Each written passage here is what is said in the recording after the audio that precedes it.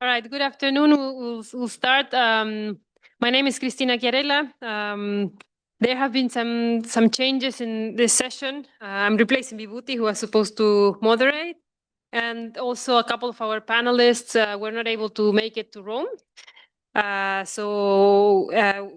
From the originally listed panelists, we have Shreya Bhattacharya and Geetika Nagpal. And we also have Kamran Khan, who have thankfully stepped up to be one of our panelists today. Thank you very much for stepping in on such a short notice. This session is a little different from the prior ones because the panelists are not going to be presenting on a specific topic. This session was designed to be more of a conversation on the role of Earth observation and impact evaluation. Which is what our speakers are going to be discussing about and engaging. I mean, all of us are supposed to be engaging on these ideas. So for that, to moderate and motivate the discussion, we have a few questions prepared that are just serving us as guide, but really we're open for a discussion to go in the ways that the audience finds interesting. So the first question is on priority areas and opportunities that the panelists find as the most promising one for South Asia. So the question is, South Asia has emerged as a hub for digital innovation, satellite applications, and large-scale public programs. Where do you see the greatest opportunities for geospatial impact evaluation across the region? Which sectors or types of interventions are most ready for adoption of GIA approaches, and where is the potential still largely untapped? So we'll go around across all panelists for this first question, but I will also ask you, each of you, to, before you start, introduce yourself and your area of expertise. Over to you. Maybe, yeah, start with you, Shreya. Yeah, sure. Hello, everyone. Thanks for attending this session. My name is Shreya Bhattacharya. I am a research director at the Center for Advanced Financial Research and Learning, which is the research wing of the Reserve Bank of India. My research topics of interest are mostly around digital interventions and financial inclusion.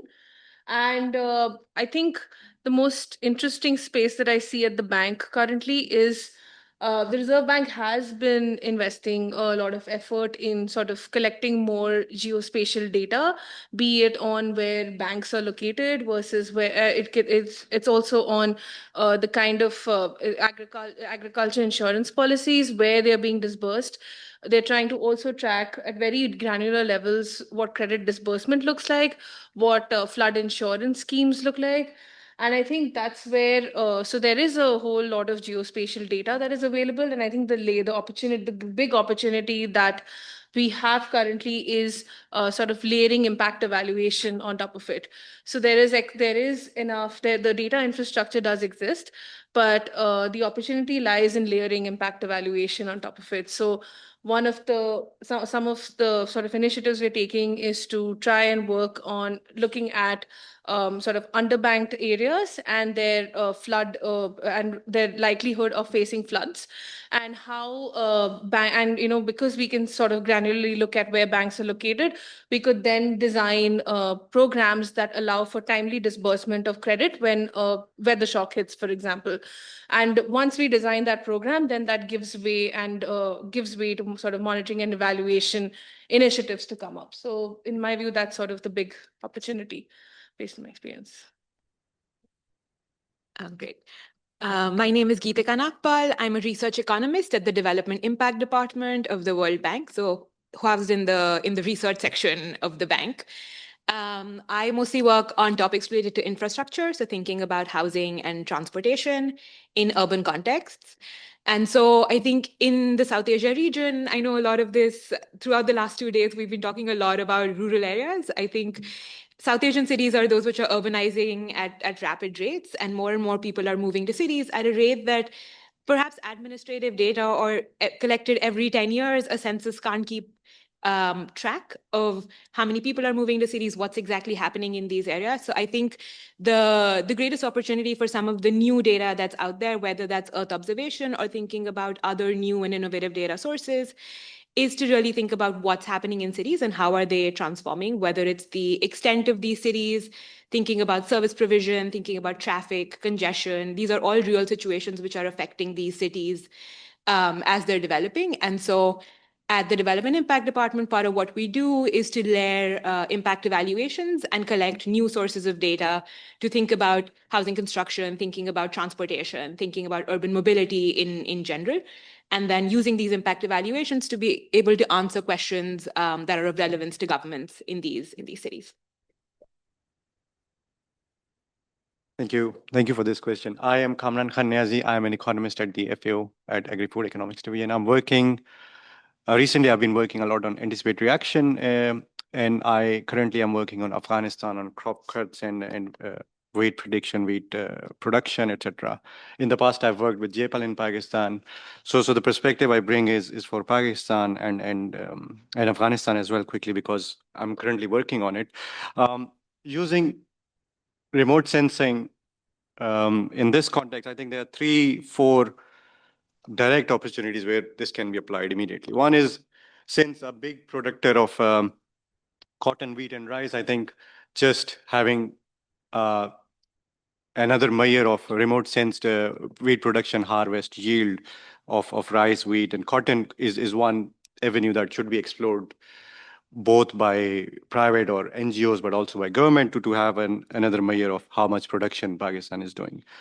Similarly, one problem that has come up, and I think it's related a bit to urban pollution, is the smog, which is happening every year in Delhi, in Punjab, in Lahore, is because, and a lot of people are arguing, and I think there is some evidence on that, is because of rice burning, the rice stubble burning in the Punjab region. And there's a direct case of using remote sensing data to observe in what regions it's happening the most and see whether the policies which are being already in place, whether they are effective, or can we observe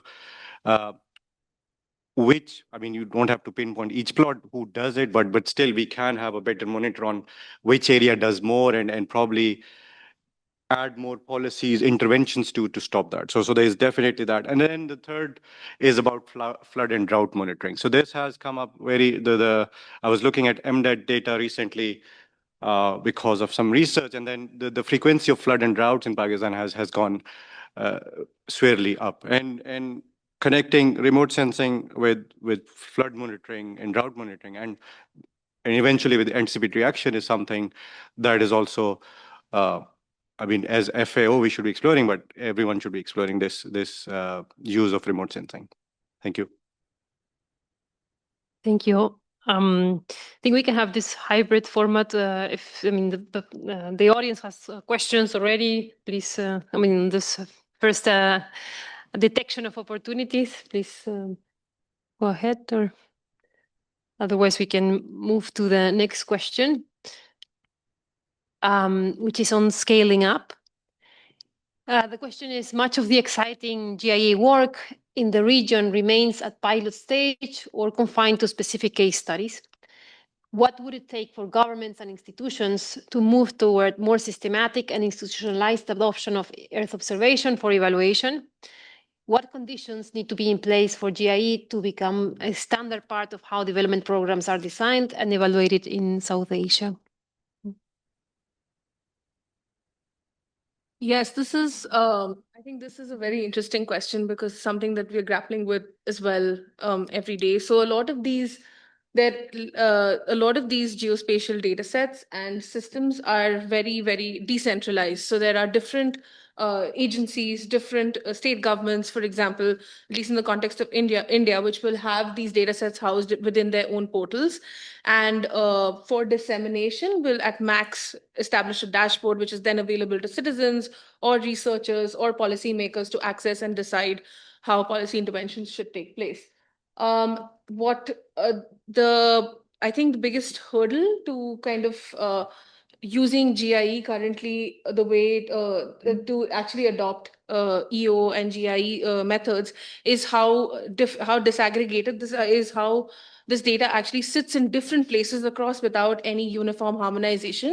And I think that is currently sort of the biggest hurdle to actually scaling up these studies, and that's why they exist in sort of pilots or with very individual collaborations that happen with researchers in a particular agency or particular governments. So I think the opportunity here is to maybe move towards a more systematic harmonization. And for that, there is one of the other things that does come up a lot is that governments think that EO is sort of an added why do we need this data? Why can't we just make quick decisions with the administrative data that we already collect? So they think EO is an additional sort of additional layer that they need to add, which will be time consuming, and they want to make decisions quickly. So I think that's where initiatives that in the GeoField, like for example, the open online course that was sort of presented today, I think those initiatives are actually great for policymakers who to understand the basics of why GIE or why EO systems are important for them for policy evaluations. So I think such initiatives would really help democratize sort of the understanding of why this is needed, and then increase appetite for actually harmonizing these data sets across various agencies. I think I can speak a little bit with my researcher hat on. I think whenever we work with governments and try to develop like these pilot systems or specific case studies, I think as a researcher, like the first thing you think about is going super technical. And then like every pilot is like the researcher's baby of sorts, and so you wanted to be able to do all of these things which may be necessary for a government but may not be like the bare minimum that they need to be able to achieve what objective they're going after. I think a little bit of it is also on us as researchers to sort of think about what is the minimum viable product that needs to be generated that can actually be adopted by the government at a scaled when they scale it up. And I think hand in hand with that is that when we as researchers are working with the government to develop, it's a lot of our technical knowledge that is going into it. And then thinking about how is that technical knowledge actually transferred to the government. And so how are you working on capacity building in this context to be able to support the government to either it's like monitoring a pollution network or like thinking about how to use Google APIs or congestion data. So thinking about all of the steps that sort of go into it and having some sort of so I think the course goes to it, but also thinking about like small how-to notes or something that can just sort of be used even as government officials are shifting from one ministry to another. So even when there's no contiguity amongst people who are working in that ministry, I think just being able to have some sort of this capacity building that is an institutional knowledge that is retained in the institution and doesn't move with like the one person that's moving and then the knowledge is gone and who's going to maintain the system after that. So I think a little bit of it is on us as researchers who are helping develop these systems as well. Thank you. I'll use the example of how a good practice or good technology was adopted by Orissa government, which was a project by Precision Development. So they found that giving good advice to farmers was changing their outcomes. And once they had this, they proposed this project to Orissa government, who adopted this project in their portfolio. They said, okay, we're gonna do it ourselves now. So giving the examples that once we have a nice use case to show to a government, for example, in Pakistan, we can show that using remote sensing, we are able to observe with good precision where the rice burning is happening, stubble burning is happening.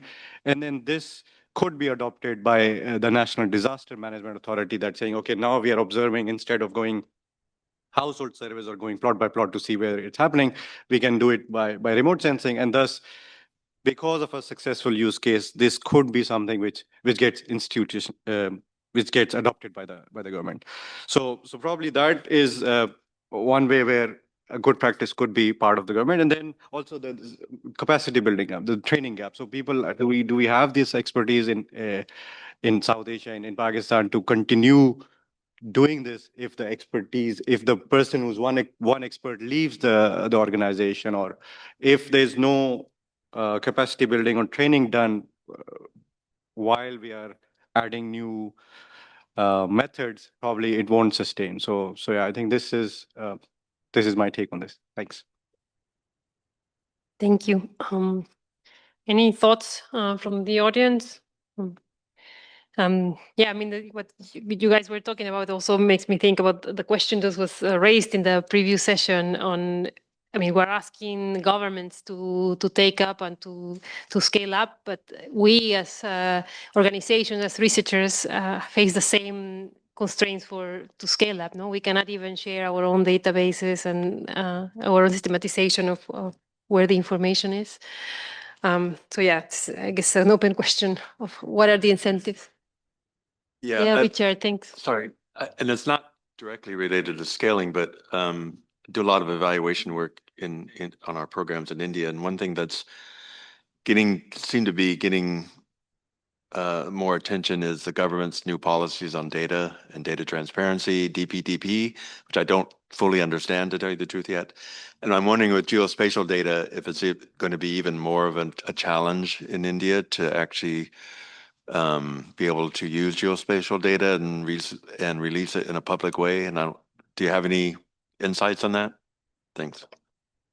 I can speak a bit to this one because that's been an ongoing effort of sort of the team of researchers that I work with.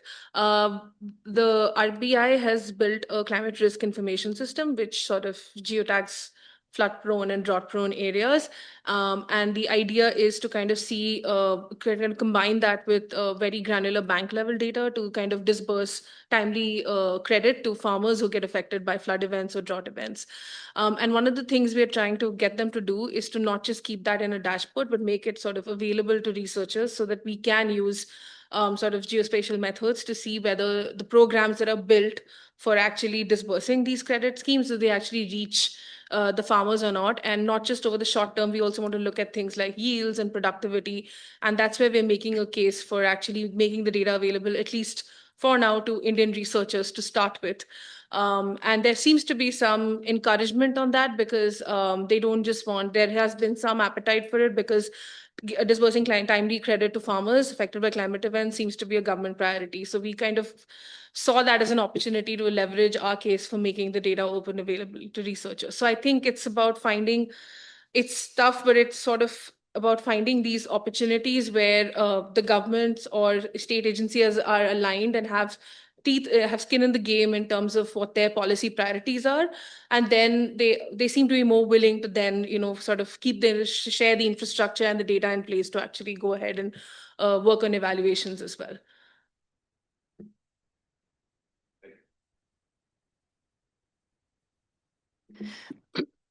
Right. Let's move then to our next question, which is on challenges and credibility. Despite significant advances in Earth observation, implementation remains uneven. What are the primary challenges you encounter in your own work? And when you present geospatial evidence to policymakers or program managers, what makes them believe it or not? What would strengthen both the reach and the credibility of GIE?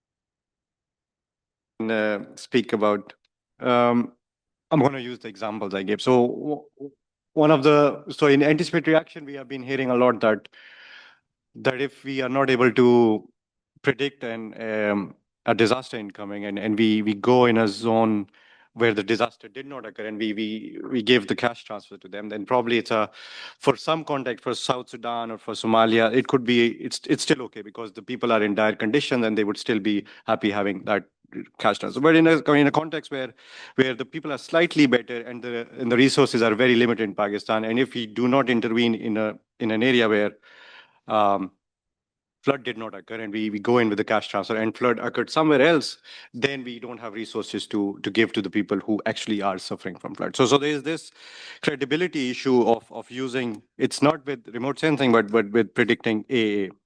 Then with remote sensing, there is something about having policymakers looking at administrative boundaries. This is the concern. If they want to do an intervention about, let's say, rice burning, they would like that the tehsils or the districts are concerned are covered in their analysis, not a pixel level thing. So they would not be concerned about the 100-kilometer pixel, etc. They would only be concerned about their districts or their town halls or their commune to be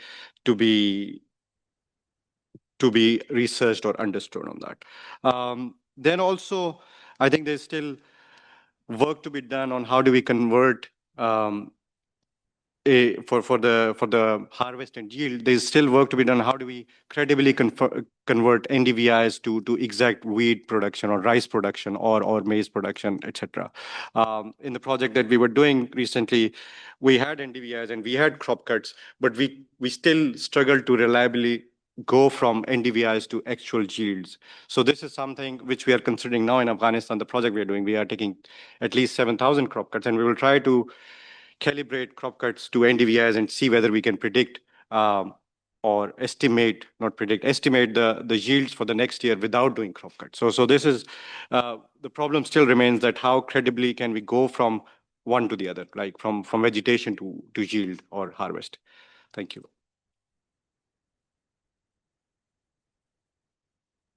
So I think I'll give an example which is not from South Asia. So this is work in Senegal, and we've been working on the BRT, where we're looking at being able to use data on congestion from Google, and then being able to have like this pollution monitor that's set up. I think one of the constraints we face when we use like these new sources of data that are coming up are we find one thing with the data, but then how do you actually justify it to the government, especially when this is going against what their prior should be? So let's say there's an electric BRT, you expect pollution to go down once they've invested so much money in trying and building this system. Is it reducing pollution emissions? No. At least that's what we're finding when we're doing the impact evaluation. And so I think one of the things that can help is to pair this observation data with either data, administrative data, or their own records. So thinking about complementarities in data, in sources of data that exist that may be able to communicate to the policymaker more effectively if you can triangulate the same effect from multiple different sources. So for example, if you don't see ridership in numbers being like 100% capacity, or for example, you're seeing that now there's more cars on the road. So I think just thinking about other sources of data that could be brought in to complement some of this Earth observation that's happening, as was mentioned, that this is not supposed to be a replacement for data that's already out there. So just thinking about the complementarities that may exist that could convince the policymaker that this is one piece of the evidence, but here's all of this other evidence that points towards exactly the same thing.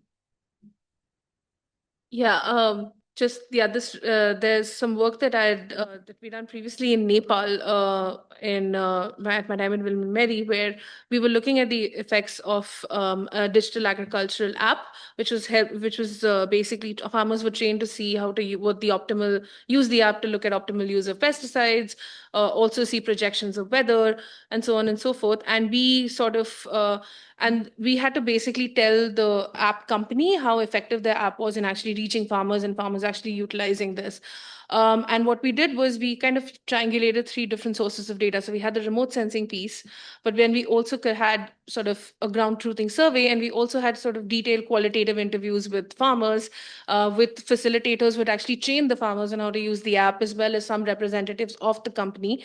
And then we realized that app usage basically was the highest right after folks were trained, and then that sort of dissipates over time and people are only using it for very, very targeted purposes. So even though the remote sensing didn't really didn't show any immediate impact or long-term impacts on productivity and yields, but there were these interesting insights on usage that we got from the other sources of data, and we could actually see from the quantitative survey when usage dropped off, and the qualitative surveys provide some nuance on what they were really used for and when farmers actually access the app again if they ever need to. So I think triangulating, and I think this is something that's been echoed throughout the conference at multiple occasions, that triangulating multiple sources of data actually is very helpful in also sort of showing policymakers what works and what doesn't, and what these sort of interventions might look like at scale. And I think we got some, and the app company was obviously disappointed that their app wasn't helping farmers with productivity, but I think that has helped them go back to the drawing board and see what really will work for these farmers and what won't. And I guess just to add, I guess it's easier said than done to say, okay, we should triangulate so many sources of data. Like sometimes we're relying on these Earth observation sources, partially because there is no other data. So I think just a caveat to what we're saying. Yeah. No, quickly adding on that, exactly. So a lot of time when we find some findings from remote sensing, and then the credibility immediately comes question. So if we are not finding the results what we expect, we're like, oh, probably we did not do it well. We did not. There's the cloud masking, and we are not finding the right results or something. So we immediately start questioning our methodology. So I think that's something that is a challenge as well. Yeah, thank you for that. I mean, we heard from day one on the complementarities that the sum of when we mix triangulate these data sources, the final product is more than the sum of the individual parts. But then, of course, is how do we find the right environment to when they can be coupled, and talking about the challenges. No? Any thoughts on this point from the audience, or we can then move to the next point? I just have one question. Yes, please.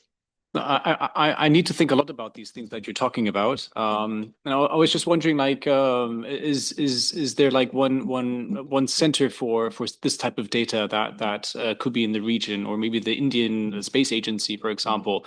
Should there be like one big center should have the authority over I don't know, all sorts of EO data sets, or to process them and to make them available? Or do you think it should still be fragmented in lots of state agencies at multiple levels? Or if you just rely on totally external data sets, right, from NASA or from ESA? So those would be some questions for you. I don't know if you've answered them. Yeah, I'm actually not sure what the right answer is either. It's something that we've struggled with trying to use these data sets, at least in the Indian context, where a lot of the data that's collected maybe at the ISRO level is also collected from state agencies. So it's sort of ground up in that sense. So I'm also not sure what the right answer is, though I do think that there is I'm hopeful that there will be more efforts towards harmonization. The Ministry of Statistics and Program Implementation in India, at least, is trying to emphasize more harmonization across both administrative and geospatial data sets far more, so that they can be made available to researchers. I'm hoping that there will be more of a push towards it, but I'm not entirely sure what the right answer is and who should really house that data. I can't speak for the government, but as a user of like some of these platforms, especially when it comes to geospatial data, I think the sheer volume of the data, when you start housing data for like the entirety of the country, I've seen the website go down multiple times. And so I think it's also grappling with the technical capabilities a little bit. And so, yeah, I think that's another open area, but hopefully now with like LLMs, it might be a bit easier to house and process the data. For Pakistan, most of the geospatial data comes from the online, the sources, the Sentinel or NASA, etc. For pollution data, they have sensors installed. The government has installed sensors, at least in Punjab, but not in other regions. So the pollution data is being detected locally. Weather data, of course, there's weather stations, but also researchers, for example, in Center for Economic Research in Pakistan, they rely on chirps or chirps for this rainfall or temperature data, etc. They use sometimes private agencies as well to do research, etc. Yeah. Thanks. Any other questions?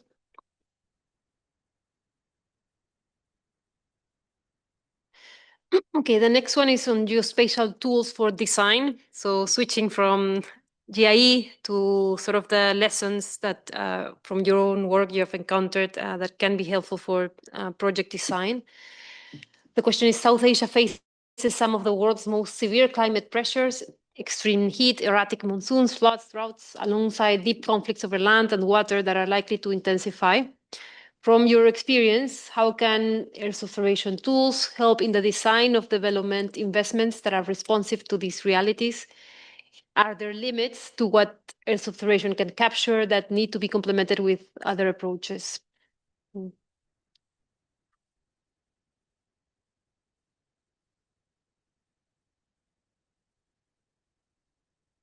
I think in terms of climate risk, one thing EU tools can definitely help with is sort of climate financing in some sense. So that's one thing that I think in my experience, I've seen the most success with, both in sort of pilot stages as well as now I think there is efforts to scale this up, is to utilize EU tools to look at sort of climate in areas that are maybe more flood prone, maybe more drought prone, and decide when disbursements to farmers or the most vulnerable populations can be timely disbursed using these sort of EO data as triggers for adverse climate events that may take place. So in terms of sort of design, I think that's sort of the most successful use case that I've seen being used in this space.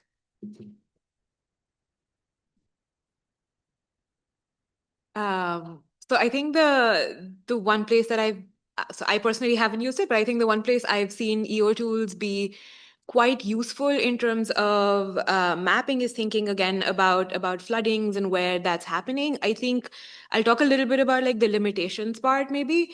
I think so across South Asia, but also in East Asia and Pacific, what you see is a lot of countries starting to think about, especially in the context of cities, think about where infrastructure is more vulnerable or thinking about seawalls. And I think they're like, you can think about where those should be constructed and why. So I think Earth observation tells you like, okay, these are the areas that are more prone to it, and this is where the government should be intervening. I think what it doesn't tell you is sort of what are the ramifications of it. And so I have colleagues who are working in Bihar whose work shows that when you actually do investments for flood prevention, you see more settlement there. And so in fact, there's this perverse incentive that gets created, which causes both like more development in areas where seawalls are getting constructed, but also more settlement in areas which are more likely to be flood prone just because governments have invested. So I think there's some limitation to what these tools are capturing and what investments governments are making without thinking about the full picture of what might happen. So I think, and this was captured again through a lot of survey data. So I think that's, again, going back to this point of complementing Earth observation with other approaches. Yeah, I'm gonna connect this again with yields and harvest, and the reality is that the floods and droughts are happening more often in Pakistan. A lot of time the strategy is evacuation for people living around flood areas, and then some estimations of losses are done ex post flood has happened. So it's mostly on self-reported people saying, "Oh, I lost this," etc. So with this Earth observation, we can have a better estimates of crop losses that happen due to drought, due to flood in these areas where this disaster occurs. So once having a better estimate of losses, we can probably put a number on how costly was this disaster, and we should be probably working more to avoid that. Once we have that, okay, we suffered so much, this much was crop loss due to this, because once the disaster has happened, you can't actually do anything about estimate on the yield of that. So probably Earth observation can help on that. Then also I was thinking about again the rice burning problem. I think Earth observation is very well aligned to work on this evaluation of any policy that is related to that. If a intervention is done, for example, in a district X and not in Y, so we can very well see whether this X is effective and how effective is that. We can do it with a very good reliability using Earth observation only. We don't even have to have any household data in that case. Thanks. Other questions in the audience on this point of design? Yes, thank you.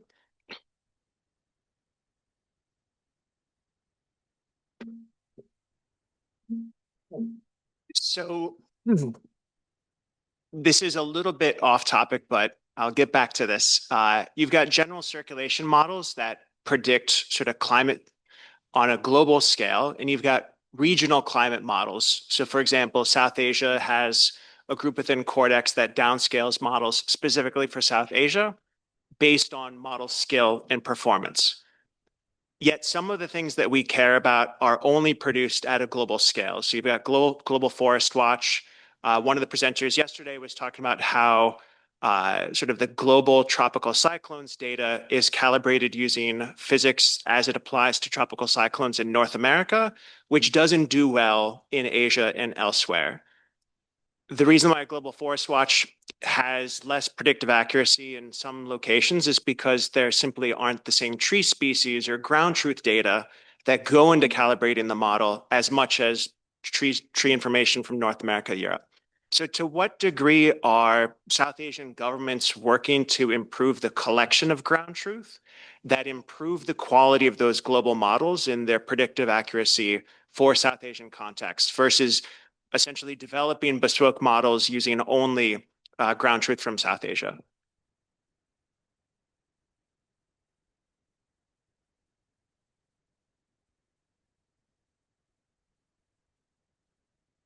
I can speak for Pakistan. I think a lot of this this knowledge transfer or things to be done comes from if a champion or an expert from the Occidental comes and starts this project. For example, this pollution project and this rice burning I keep speaking about because a professor at Harvard, Asim Khwaja, he came up with this idea that we should be measuring it, right?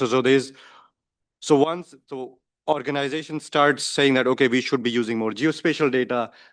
So the process goes from one organization who is doing good work, who makes a use case, only then it goes into the institution of whether we should expand more and this is worth exploring, etc.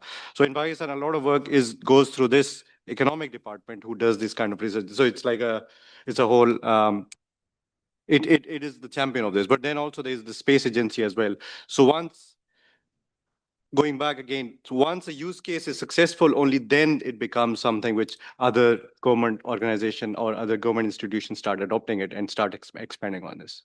I hope that answers some of the question from Pakistan.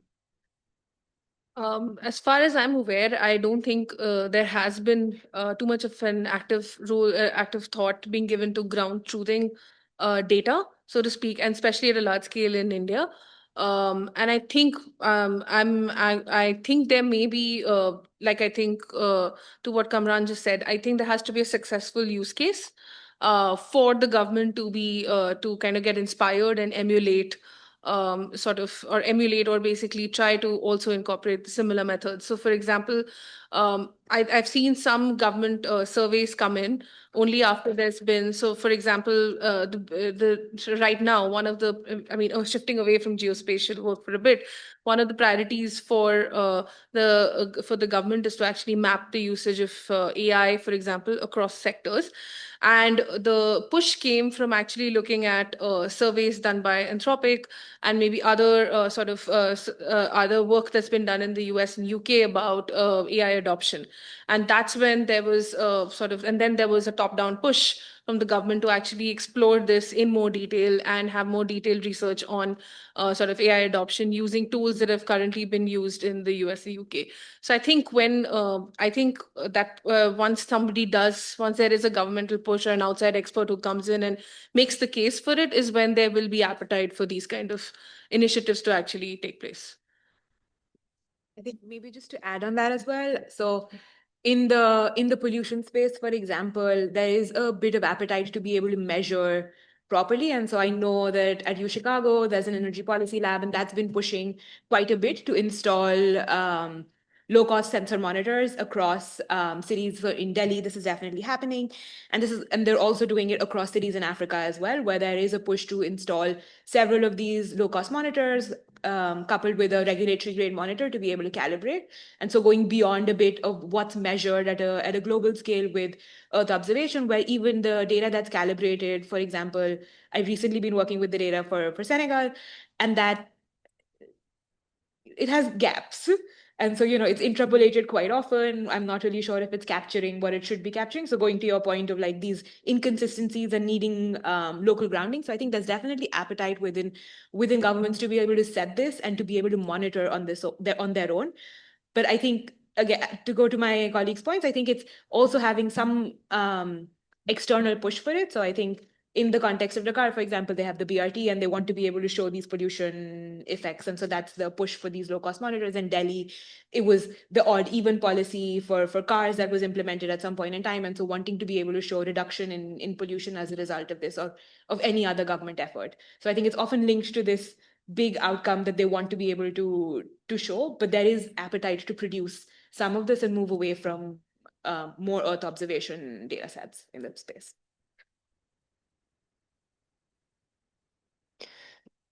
Any other questions on this point? Maybe. Yep.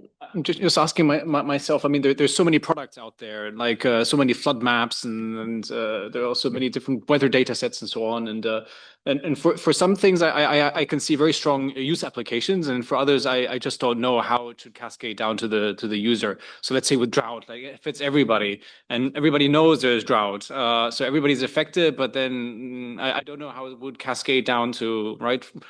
But then for other instances, for example, weather apps, like everybody uses them, right? So the information that the weather center in Europe produces, or a Google model that goes directly to our phone. So I'm just wondering, like, are there any underutilized EO services that is in the South Asia region that would have a huge impact to solve one of these problems? Is there something that in you see? There's such an untapped potential where that could be exploited by development programs.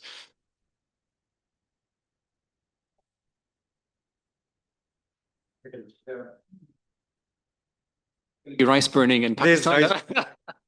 I mean, let me tell you about rice burning. No, there's definitely there's definitely underutilization of many resources. Like, I don't think I've ever come across any study in Pakistan which has employed Sentinel-2 or Planet-2 to estimate yields or estimate anything of that matter.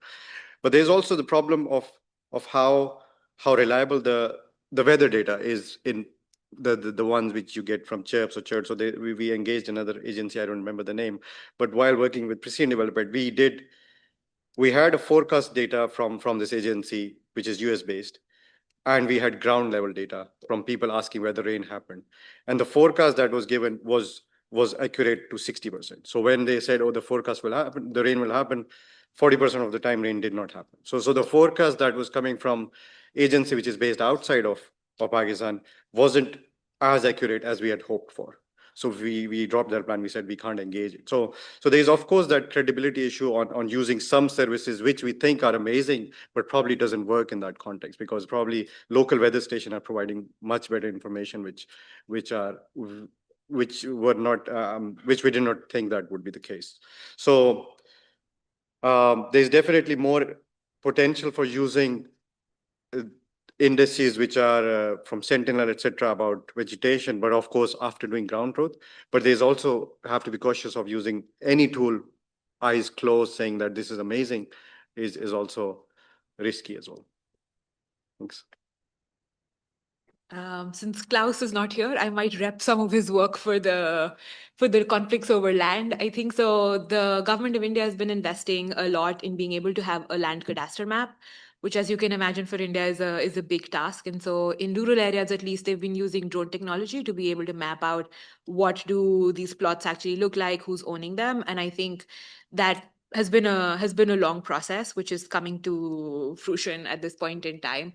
So I think they've invested a lot in drones and being able to do this at scale in 600,000 villages or something. And I think now the next part of that program is to move to urban areas and think about how is it that you can map out cadastres there, thinking about what plots look like. So in urban areas in India, there's a lot of unauthorized development, but also a lot of disputed development. And so just being able to capture what the extent of all of these plots looks like is a first step in thinking about, okay, how do you go about mitigating some of these problems? So I think it's slow because of the sheer size of the issue, but I think with new technologies, it's been happening faster. So I think, yeah, that's one way that it's moving forward. Yeah, I think the one source that I've recently used a little bit or dabbled in a little bit is the database that's maintained by the Government of India on emergency management. And they've basically tracked flood and drought events through large, almost since the 90s, they've been able to track and look at sort of, and in more recent years, they've actually gone down to grid size levels of exposure of populations in grids to a weather event. And I think that has been sort of, and we've done some work at the bank, which is sort of looked at lending in the event of basically whenever there's a flood event in a particular grid, if they are we've sort of looked at the difference between banked and unbanked districts in sort of in mitigation of the climate shock. And we've been able to find that, as districts or pin codes, which are zip codes, which are basically more banked, have had more banking infrastructure and different kinds of banking infrastructure. So very diversified lending sources tend to have a better mitigation of climate shocks. So I think that particular database was immensely useful in sort of looking at very granular credit disbursement in response to a climate shock. And it's also something that we proposed to both the RBI and the government to use to develop their weather index insurance products, some of which they're designing right now. So that they have timely triggers of when a weather shock is about to happen, and they are more proactive rather than reactive when disbursing credit to farmers who are going to be affected by flood events. Lorenzo. General comments, as I heard about models which are lacking ground truth validation, but also, as Oliver mentioned, there are many products. Some of them are more used, some of them are less used. That's really regarding the user point of view and the technical aspects of the data training. But I think there's also one aspect of this, which is the national ownership of a data frame, a framework. Because if you need to invest and you need to rely on the data, I see more a country-owned solution as a way to go, and not necessarily that data would be shared to global products. We don't know if there is existing data, which likely I think exists, and the country ownership is a very important aspect in the capacity building process. Yeah, thanks. I don't know, this is a question or just a comment, but I done a lot of work in Odisha, and I've worked quite a bit with ORSAC, which is and I think, does every state in India have a similar organization like ORSAC that is responsible for remote sense data? And my observation of working with them is that they just react to the government basically requesting maps, right, of where things are. It seems like if you're going to scale Earth observation in any way in India, you need to get these organizations sort of reorient their mission. And I don't know if that in India, to me, it seems like the way to scale things in India is find a state that's willing to showcase something and is very interested in it, and then other states will kind of want to replicate it if it's successful, instead of going through the national government, which is a whole level of bureaucracy. So I don't know if you have any thoughts on this, and you see where, and maybe I'm wrong because I've worked with them maybe 6 or 7 years ago. I don't know if things have changed or not, but that seems like. No, I think I do agree with that sentiment. I think so. Tamil Nadu has had a very successful climate program coming in called Climate Smart Villages, where they have actually paired villages up together to achieve a set level of sustainable climate goals. And it turns out that actually putting villages sort of close by neighboring villages in sort of these competitive, so to speak, frameworks, and these peer effects seem to have actually led to more sustainable practices in some of these villages. And the Tamil Nadu government is thinking of sort of scaling that up. And then I've seen other southern states in the region also try to replicate that model, or have different versions of the same program. So I think to an extent what you're saying is true. A lot of it is a lot of state replication of initiatives that happen. Even with employment, for example, one of the other things that some governments are trying to do is track where gig workers are, which has implications for sort of urban mobility, services provided in cities where you have a lot of platform workers coming into platform workers occupying streets. And I think there have been initiatives by certain state governments to actually track where these workers are and where they're moving to get at that. And I've seen more and more states try to replicate that model rather than it coming from the top down. So yes, to an extent, that still is true. So maybe one way to get more EO tools involved is to have a successful use case from state itself. I think this also translates from rural to urban. So as I was mentioning, the cadastre scheme should have been implemented by the Ministry of Agriculture. It wasn't. Some other ministry was like, we'll do it instead. And they did, and they implemented it successfully. And now they're trying to replicate it in urban areas as well. So I think some of that is also true at the union level or the federal level.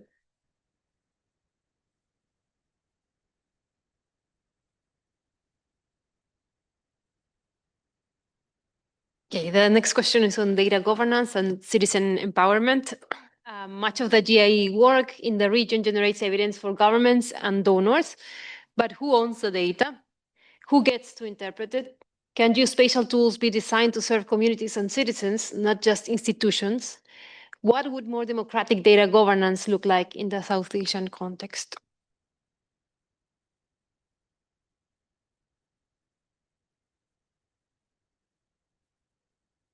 I can give an example from Mumbai. So I work a lot on urban land use regulations in the context of Mumbai. And Mumbai was actually trying to come up with its new development plan for 2034. And that was a particularly involved process with a lot of community engagement and participation. So I think there was a first round of the plan. And then there were invited comments from different community engagement organizations, and the plan underwent a complete change. And the second round of the plan, which was actually implemented, looks like nothing like the first version. That for good and bad, that both things happened. But I think it drew in a lot of engagement from the community. So I think Mumbai is actually one of those examples where the data has been largely public. I wouldn't say everything is public, but I think it's making a push in that direction. And of the cities in India, it's probably one of the more open ones towards data sharing and also engagement with the local community. So I think, speaking of champion cities, that might be one of the ones trying to make it a good example of what this could look like. My experience with the data piece so far has been sort of both as an outsider, as somebody who was not part of the bank system. It definitely is harder to sort of access the data. And I prior to this, I was in the US, so definitely much harder to.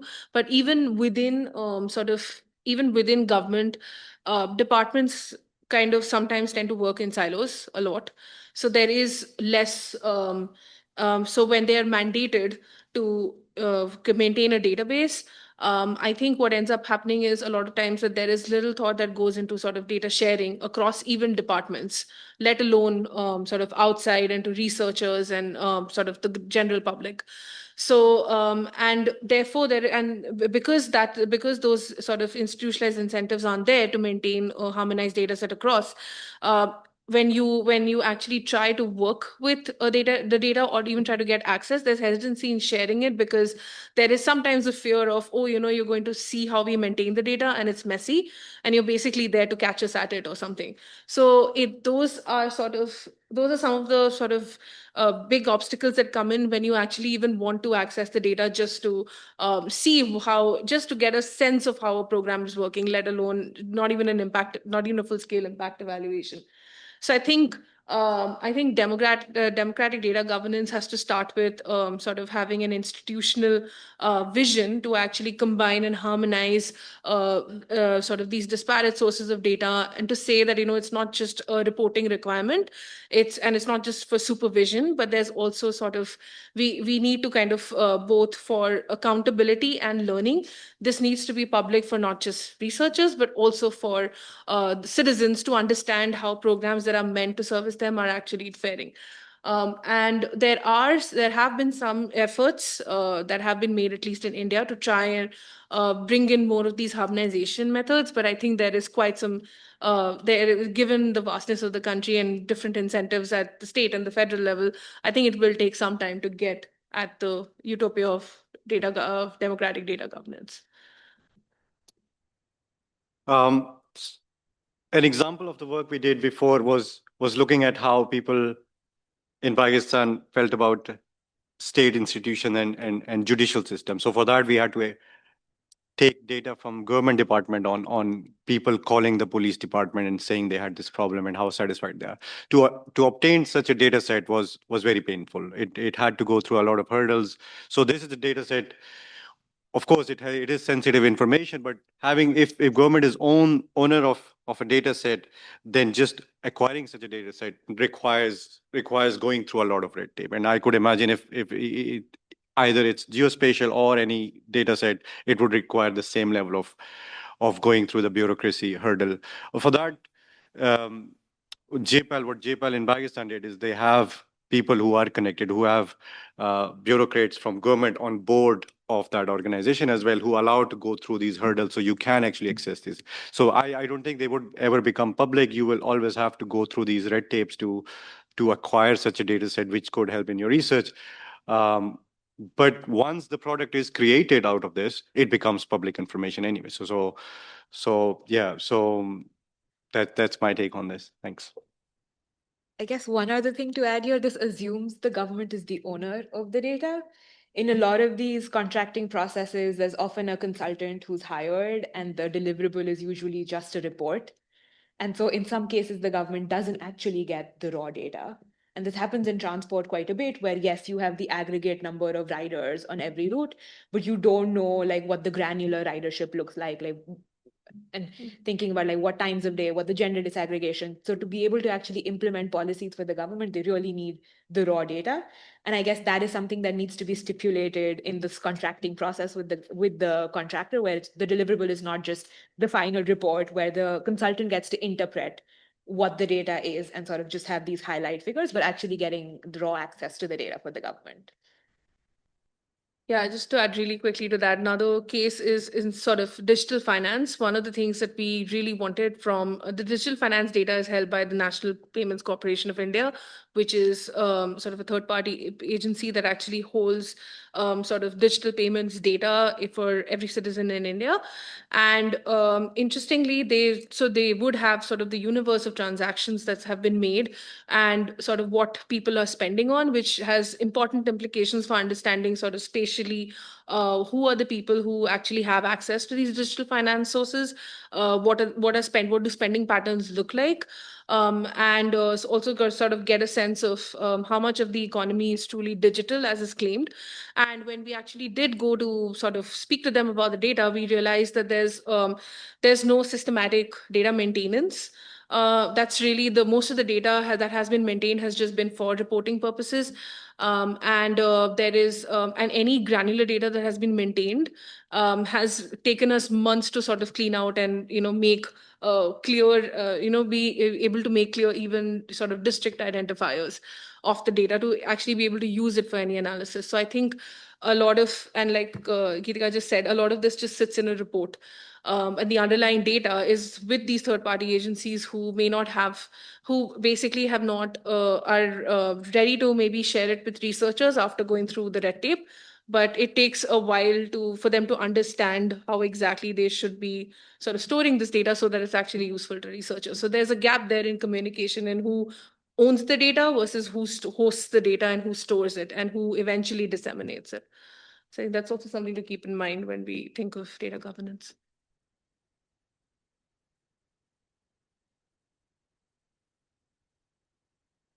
Okay, our next question is on future directions.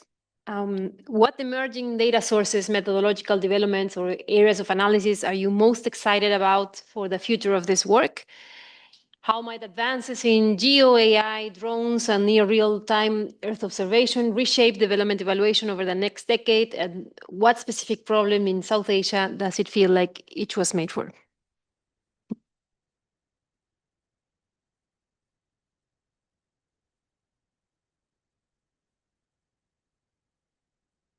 I think for me, one of the more exciting ones that I've seen a little bit of a push for in recent times is there has been some encouragement. There was a recent request for proposals out from the Ministry of Statistics to actually find use cases to use mobile phone data. So kind of looking at, and that's been very interesting to think of what the potential use cases could be for that, and also to combine it with some of these geospatial methods. so sort of those data sets can be combined with other geospatial data sets, and you can do sort of more rigorous impact evaluations as well. I think that's something that I'm very excited about. There's a lot that can be done with, specifically in the case of India, with almost 60% of the population now having smartphones. It's a very interesting way to kind of look at mobility, congestion, also look at sort of structural transformation happening in real time, because you can actually see where people are co-locating for work. You can also see residences, you can see distances between the work and residence. So I think that is, at least in terms of data, that's sort of exciting for me to see and sort of think of how the use cases of how this could be combined with GIE methods. It's a great segue, because at the bank, we actually do have a mobile phone data program where we've been using mobile phone data. So I work in Africa with mobile phone data quite a bit. So we've been using it in Lagos to map exactly this, which is helping the transit authority think about origin destination matrices, and then think about where people are moving from and to, and how the transport network should be structured. But even in India, it's been used quite a bit, especially during COVID, thinking about public health monitoring and where people are going, and thinking about how curfews were imposed. I think so. There's broad usage of mobile phone data, conditional on operators. Yep. I think that's the bureaucratic red tape where where this mobile phone data ambition gets a little bit stuck. I think one of the places that I see a lot of new data coming out in the space of is thinking about housing and in building construction. And I think it not just has implications for where people might live, but I think thinking more about how domestic revenue is mobilized. So in terms of property tax records, these are places where the government can't really, or doesn't have an incentive to really update the roles in and out. And so some of this new data coming out from Google, for example, thinking about Google buildings, can help track like what kind of buildings are there and how much built up area there is. So I think thinking about how the government is going to be able to tax this going forward and have routine updates year on year is quite an interesting development for thinking about what property tax or implementation of these domestic revenue sources will look like in the next 10 years or so. And so we're working with a couple of different governments to try and develop this. Taking some of your point, I think monitoring large-scale project is something which could be something that should or would be used in the future in South Asia, or in Pakistan at least, where there's some new projects coming in. Government is experimenting with low-cost housing in Pakistan and see whether it works. So probably able to monitor these new housing, where to build them, how does it occupy, the occupancy rate, etc. For that.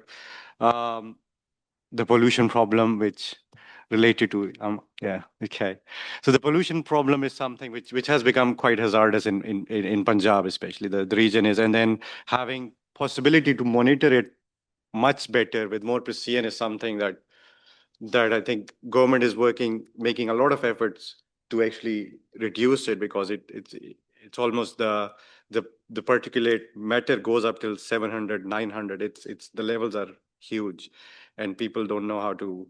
They have no idea how to tackle it. They have bought big trucks to throw water in the streets to reduce it. They are doing ridiculous policies on that, and just because they cannot monitor it very well, how big this problem is and where exactly it's more concentrated, where it's less, etc. So definitely these two areas, able to monitor large scale, I think projects is one thing, and then also trying to tackle this pollution problem using geospatial tools. Thanks. Questions from the audience? Yeah. Okay, this is just a comment. Yeah, and I work for the International Rice Research Institute in the Philippines. I'm a rice economist. I work on rice and I also lead the department on adoption and impact of rice innovation, rice varieties in general. So back in the days, what was popular is data collection through surveys to identify the type of varieties, and then we move on to you know this very well with the rice monitoring survey, with DNA fingerprinting. It will happen to be good, but also has its limitation, it's costly. I have always hoped that geospatial can have to identify rice varieties will make my life very, very easy.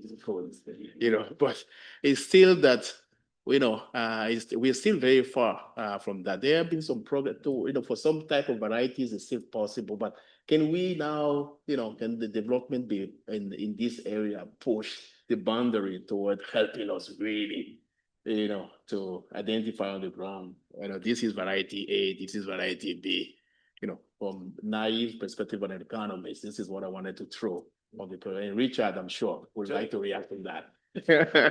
Just something anecdotal about that. You heard from Jeff Michner the other day about sub 1 rice, and Swarna sub 1 was the first sub 1 rice that came out in South Asia. And we did 4 years of monitoring in Jharkhand, Odisha, UP, Bihar, and never found adoption more than 4%. And we have really good maps, and this is going back 10 years even, of what pixels have the highest probability of flooding, right? And so something like a technology like Swarna sub 1, you need to get it out to farmers that are facing high probability of flooding.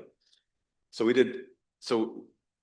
we were wondering, why is adoption so low? One is state seed corporations aren't the most efficient at getting the right product out to the right farmers, but in India, they multiply seed in safe areas. So these are dry areas that have supplemental irrigation. And the technology of submergent tolerant rice was adopted 5 times higher in areas that have almost no probability of flooding. So I've always dreamed of a Amazon delivery service for technology in India, and you combine that with Earth observation about where these technologies should go. And it's just not submergent tolerance, it's stagnation, it's cold, it's heat, it's salinity. And there's so much opportunity lost. We know through good RCTs, the actual production loss by not getting the opportunity costs of not getting these technologies out to farmers. And EO plays a really central role in that.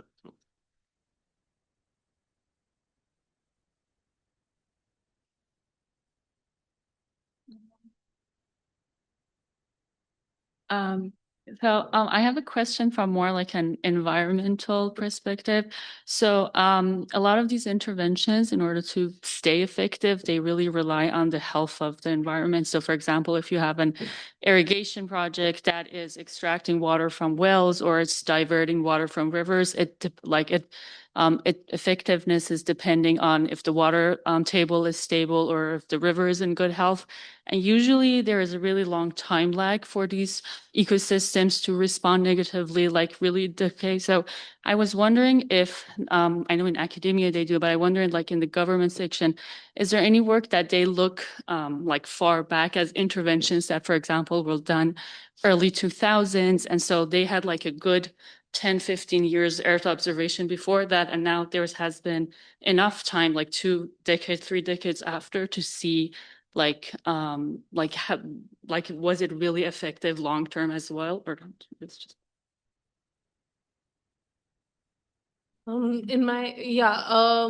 think my experience with that has been we've basically used that evidence base to make a case for using more of these methods for programs going forward and to evaluate programs previously.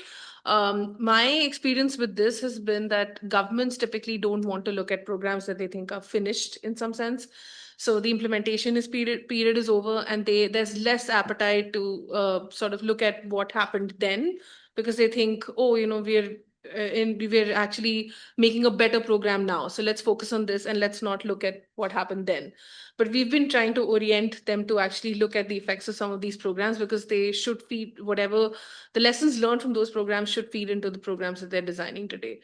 So there is a little less appetite to look at programs that have been previously implemented, but we're trying to change that.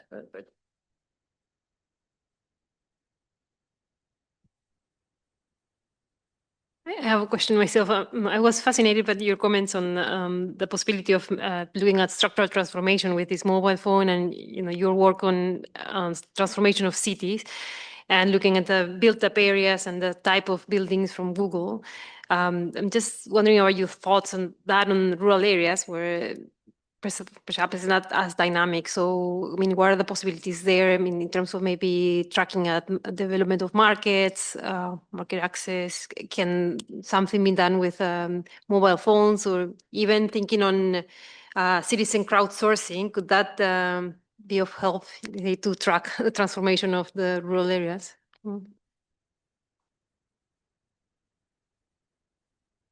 So I think there is some, I think what the immediate thing when it came to the structural transformation question for me was to start with maybe the urban areas and look at sort of migration of both goods and services and people to the peri-urban areas. So villages which are sort of semi-urbanized but wouldn't be counted as urban in by census definitions in India. So I think that would be the areas which are basically the most proximate to bigger cities and are seeing spurts of development because of sort of these locational advantages. So that was sort of the first sort of line of thinking that I had when thinking of structural transformation, and then maybe looking at spillovers if that sort of granular data is made available. I think just for rural areas, thinking about how mobile phone data will extrapolate, I think the one limitation is just ownership of mobile phone data, and then thinking about like where towers are located. So usually the data pings to a tower, and just thinking about the spread of those and being able to map out what a catchment area of a tower looks like. I think that's one of the limitations, is just in terms of the density of these towers in rural versus urban areas. And I think then your question about building heights, could you repeat that too? Or about buildings in general?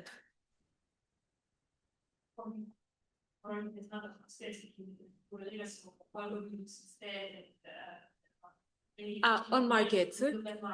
Yeah, so actually in both in India and in Africa, there's been a lot of use of both daytime and nighttime lines, satellite imagery to be able to map markets. So in Africa, markets are usually, at least in Kenya, there's a market day, and then you can usually use that to track what is the extent of the market where these are happening, because you only see activity on one day of the week, and so you can piece that together. Similarly, in India, there's been a push to be able to use both these day and nighttime satellite imagery to be able to track what is the extent of markets, both in urban and in rural areas. I think it was more promising in urban areas from what I remember, but there is work not using mobile phone data, but using other sources of Earth observation that have been both in Africa and in India. But yeah, I agree, mobile phone data will provide another nice layer to be able to measure market activity as well. In terms of crowdsourced data, there is currently sort of network data that you can get from the Ookla open dataset source. So that kind of tells you where towers. So that's sort of self-selected in some sense because it's based on pings to a tower, but it gives you it gives you some proxies for geolocated towers, and you can sort of look at also speed of internet. So the download upload speed. So to look at both sort of whether internet exists and then what the speed of it is and what the reliable and how intense it really is and how much of the population does it really cover. But that being said, it would be nice to also have sort of administrative data and not just self-selected data on these phone data sets to actually make some sense of how structural transformation is happening. There's 1 minute for perhaps one or two more questions.